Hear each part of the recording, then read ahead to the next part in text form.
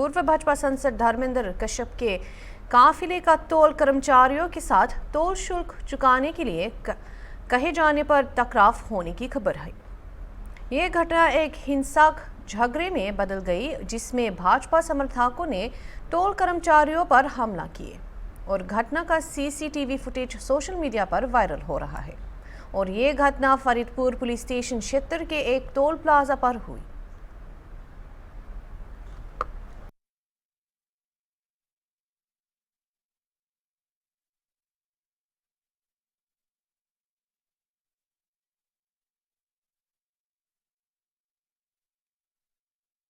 के विधान भवन से संचालित हो रहे सहकारी बैंक के नियंत्रण अब आरबीआई से समाप्त हो गया।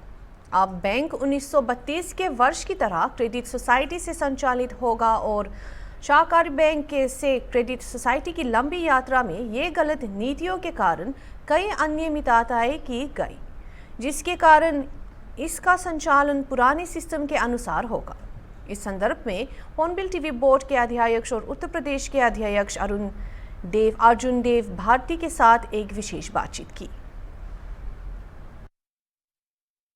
बैंक के चेयरमैन अर्जुन देव भारती जी हमारे साथ हैं। आप उत्तर प्रदेश सचिवालय संघ के अध्यक्ष भी, हम उनसे बात करेंगे। सर, कोऑपरेटिव बैंक को लेकर तमाम तरह की बातें चल रही, कहा जा रहा है कि बहुत घाटे में था। आखिर 132 साल पुराना, 132 वर्षों से चल रहा है 1932 से, तो आखिर इतना घाटे में कैसे चल गया, जबकि इतना पुराना है, इसकी विश्वसनीयता भी रही है, तो घाटे में जाने की वजह क्या रही है? देखिए, हमारा बैंक 1932 से स्थापित है और ये बहुत प्रॉफिटेबल बैंक था, क्योंकि इस बैंक की सबसे बड़ी खूबसूरती ये थी कि इसमें एनपीए नहीं था। जितना भी लोन सचिवालय कर्मचारी लेते थे उनको उनके वेतन से कटौती करके उसको बैंक में जमा करने की जिम्मेदारी संबंधित विभागों की होती थी।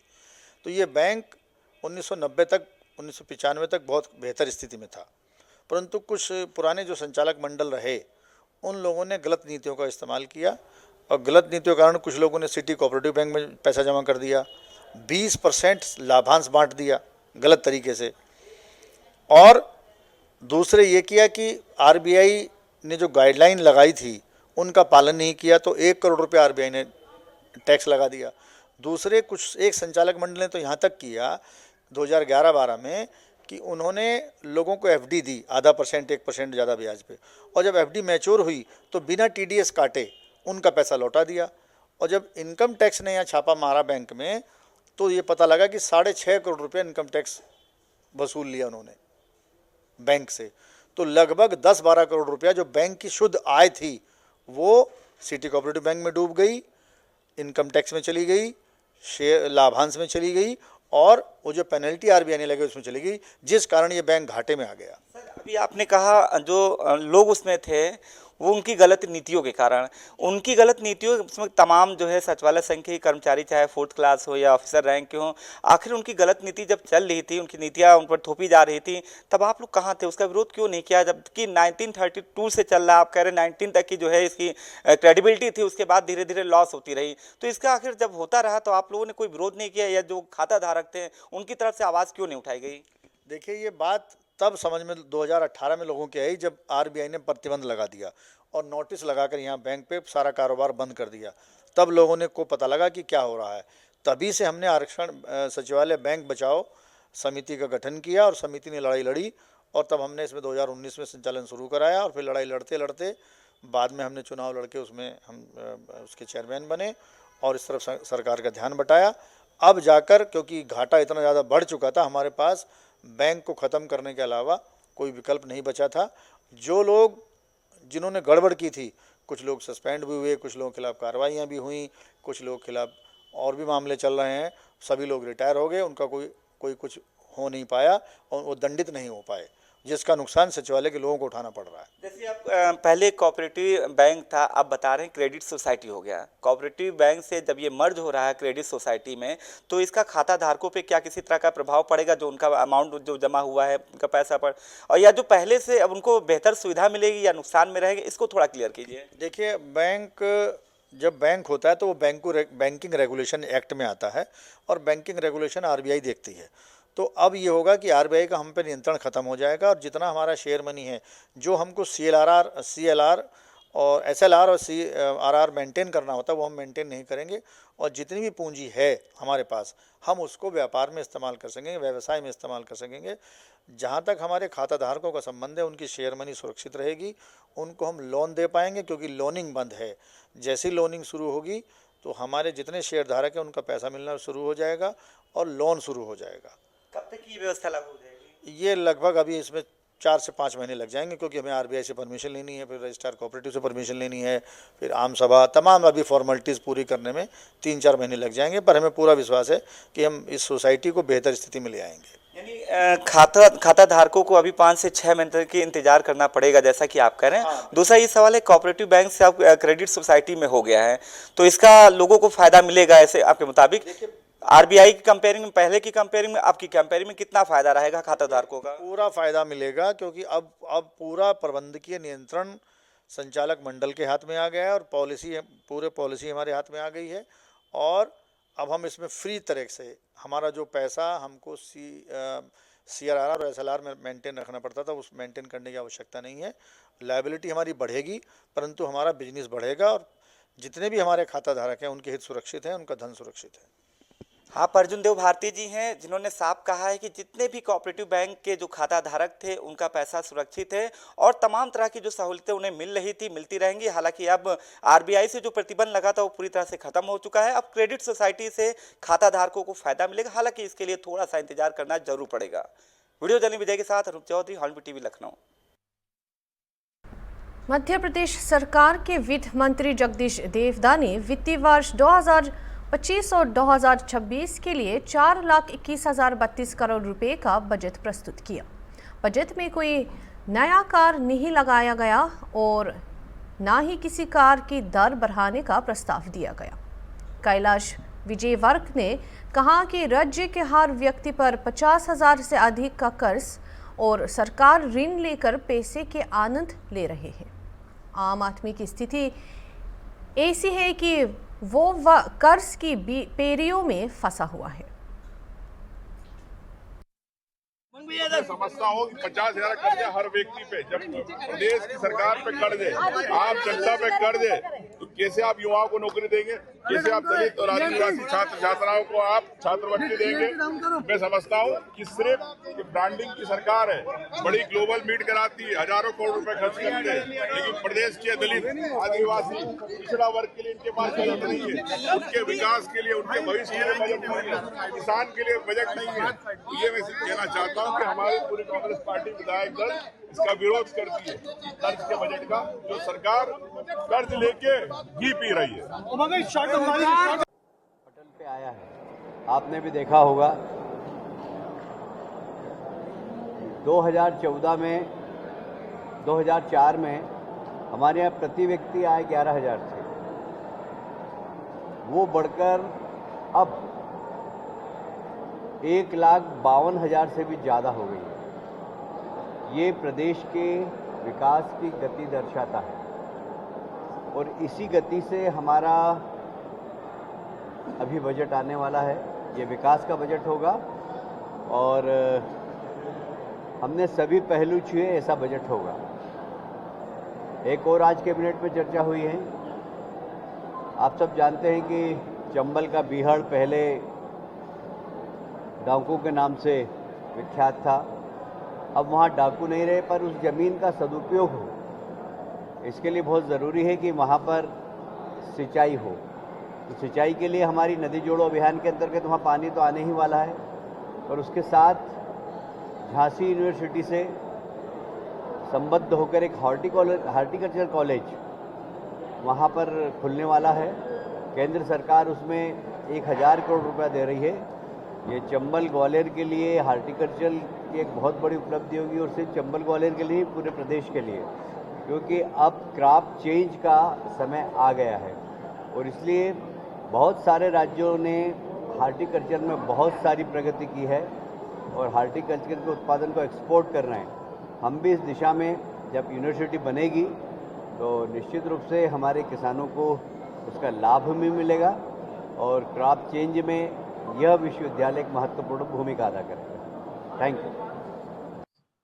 मध्य प्रदेश विधानसभा का बजट सत्र 2025 का आज तीसरा दिन है और वित्त मंत्री जगदीश देवड़ा ने अपना बजट भाषण और बजट की यह प्रक्रिया को आगे बढ़ाया है। आपको बता दें, मध्य प्रदेश में लगातार सरकार 4 चीजों पर विशेष तौर पर इस बजट को लेकर कार्य करेगी। महिला, किसान, युवा और गरीब को लेकर विशेष इसमें प्रयोजन रखे जाएंगे। हालांकि मध्य प्रदेश में बजट सत्र का जो सत्र आज शुरू हुआ है, इसके बाद विपक्ष ने बड़ा ही हंगामा किया है और इस हंगामे का मूल उद्देश्य यह कहा गया कि सरकार जो है कर्ज लेकर घी पीने का कार्य कर रही है। लगातार सरकार जो है इस तरह के बजट को लेकर आज यहाँ पर पहुंची है, लेकिन विपक्ष की भी बात करें तो विपक्ष के मंत्री ने भी इसको स्पष्ट रूप से कहा गया है कि पहले की मध्य प्रदेश में दिग्विजय सिंह और कांग्रेस की सरकार और वर्तमान की भाजपा की सरकार के बजट में जमीन आसमान का फर्क है और हमने विशेष तौर पर किसान कल्याण और गरीब और महिलाओं के लिए इस बजट में भूमिका रखी है। हालांकि अब इस बजट में वर्तमान की स्थिति को देखते हुए क्या कुछ रहेगा, यह तो आने वाला वक्त ही बताएगा। हॉर्नबिल टीवी के लिए स्टेट हेड अमृत शर्मा, भोपाल। ईडी टीम ने भिलाई में पूर्व छत्तीसगढ़ मुख्यमंत्री भूपेश बघेल के निवास पर छापा मारा और जब टीम छापे के बाद घर से बाहर आई तो भूपेश बघेल के समर्थकों ने विरोध किया और ईडी टीम पर हमला किया। जब एक अधिकारी बघेल के निवास से बाहर आ रहा था तो ईडी वहां पर एक पत्थर फेंका गया और ईडी टीम कार पर पत्थर फेंकने वाले व्यक्ति को उसी समय सुरक्षा बालों ने पकड़ लिया और अपने साथ ले गया और इस घटना का वीडियो सोशल मीडिया पर वायरल जा रहा है।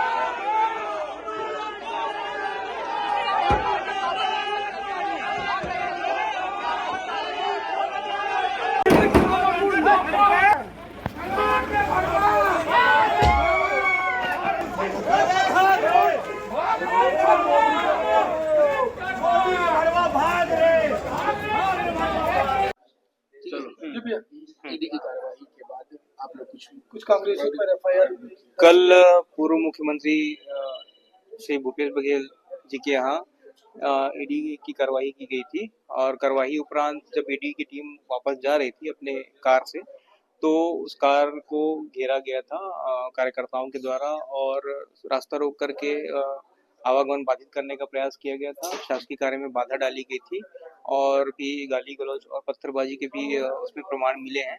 उस आधार पे भिलाई 3 पुलिस ने एफआईआर दर्ज किया है। एफआईआर के जो कंटेंट है उसमें शासकीय कार्य में बाधा, रास्ता रोकना और लोक संपत्ति का नुकसान पहुंचाना, ये सब उसमें शामिल है। शुरुआत में अभी 15 से 20 लोगों के खिलाफ एफआईआर दर्ज की गई है और वीडियो फुटेज में जिस तरह से मतलब प्रमाणिक जो दस्तावेज मिलेंगे और उनकी पहचान की जाएगी, उसके बाद फिर उनके नाम भी अलग से खोले जाएंगे। प्रमुख रूप से पहला नाम किसके खिलाफ? देखिए वो अभी उसको हम विवेचना में शामिल किए हुए हैं, अभी उसका हम उजागर नहीं कर रहे हैं क्योंकि ये विवेचना का पार्ट है। जैसे ही और अन्य लोग भी नाम इसमें हम शामिल करेंगे तो उसको हम आपको प्रत्यक्ष बता देंगे। बालिया में एक दिल दहला देने वाली घटना सामने आई, जहां उभाव थाना क्षेत्र के बेलथारा रोड में 1.5 साल की एक बच्चे की कार के शीशे में गर्दन फंसने से मौत हो गई। उस समय परिवार अपनी नई कार की पूजा कर रहे थे। जब घर लौट रहे थे, बच्चे की हाथ स्विच को छू गया और गर्दन फंस गई। महात्मा रानी के यहाँ वहाँ से पूजा वूजा करा के हम वापस आ रहे थे लोग।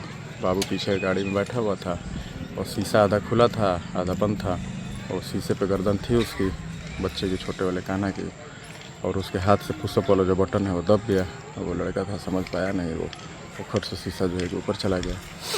वहाँ से फिर पीछे भाभी बैठी थी, उन्होंने देखा, तुरंत शीशा उसे नीचे किया गया तुरंत ही। फिर जो है फजल रहमान साहब के यहाँ लोग ऑक्सीजन लगा डॉक्टर साहब के यहाँ। उन्होंने कहा कि अभी मामला क्रिटिकल है, आप मऊ वगैरह ले जाइए। फिर मऊ हम लोग शारदा उसमें गए, फातिमा हॉस्पिटल में गए। वहाँ डॉक्टर साहब ने देखा, अच्छे से ट्रीटमेंट किया, पता चला कि दिल की धड़कन जो है रुक गई है। फिर जो है वहाँ से ये हुआ कि सेकंड ओपिनियन लेना चाहिए। वहाँ हम विद्या चाइल्ड केयर पे फिर दूसरे डॉक्टर साहब के यहाँ गए। वहाँ भी उन्होंने डॉक्टर साहब कहा कि डॉक्टर साहब ऐसी बात हो गई, यही घटना हुई है। उम्र क्या रही थी? 1.5 साल का था बाबू। क्या नाम था उनका? रेयांश नाम था, कान्हा हम लोग बुलाते थे। पिता का नाम क्या था उनका? रोशन ठाकुर मेरा भतीजा। अच्छा, कौन से गांव के रहने वाले हैं? चकियाँ। कब की घटना है? कल की है? कल नियर अबाउट 4:30 से 5 के बीच की घटना। तो नई गाड़ी की आप लोग पूजा हाँ करने हाँ, गए? हमने नई गाड़ी लिया हुआ है। कहाँ गए थे? महात्मा रानी के। मुरादाबाद पुलिस उत्तर प्रदेश के मुरादाबाद जिले में होली और रमज़ान के दूसरे जुम्मा को लेकर उच्च सतर्कता पर है।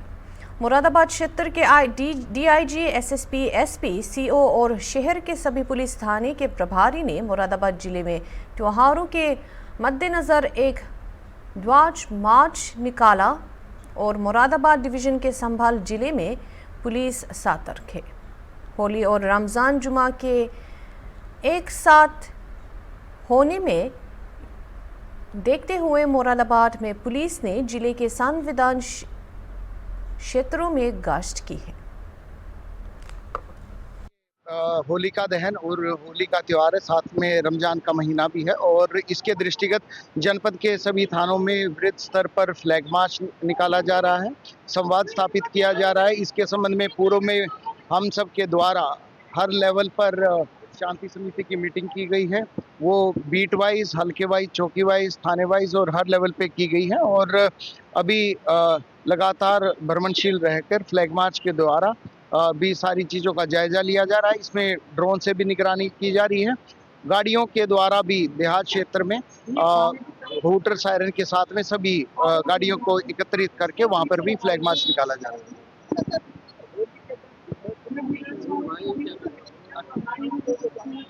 देखिए, सभी संभ्रांत व्यक्तियों के साथ में, सभी धर्मगुरुओं के साथ में, सबके साथ में संवाद स्थापित किया है। सब पूरी तरह से इसके साथ कन्विंस है कि इस त्योहारों के सीजन में पूरी तरह से सौहार्दपूर्ण वातावरण में सभी अपना त्यौहार मनाएं और इसमें टाइमिंग के संबंध में भी सबके साथ डिस्कस किया गया है। जो जुम्मे की नमाज होगी वो यहाँ पर जितने भी धर्मगुरु हैं उन्होंने खुद भी ऐलान किया।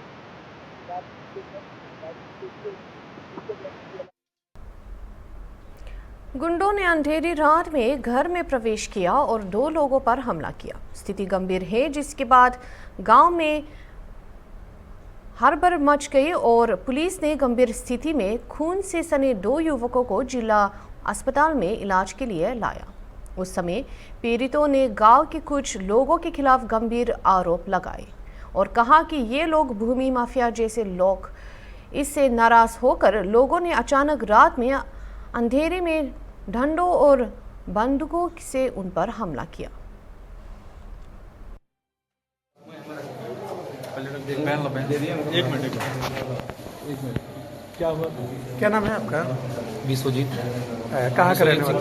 धमनपुरा। क्या हुआ है, कैसे ये चोट लगी? वो ऐसा है ना कि भैया डाले थे IGRS रामायण सिंह जो है 8 बीघा जमीन लगभग ग्राम सामाजिक कब्जाए हैं, तो उसी के लिए IGRS डाले थे। पता नहीं क्या हम लोग का प्लान था मारने के लिए। भैया जब आए तो दुश्मन में करने लगे। खाना खा रहे थे, हम खाना खा कर आए तो घेर लिए सारे लोग और दाव लिए थे, दाव से ही मार दिए। हथियार जो रामायण सिंह थे ललकार रहे थे कि पिस्टल था, हाँ पिस्टल उस्टल लिए थे और शायद दुनाली भी था और डंडा उंडा मतलब दाव से मारे हैं। बोल रहे थे कि ऐसा है कि हम लोग हत्या कर दो, आज खत्म हो जाएगा।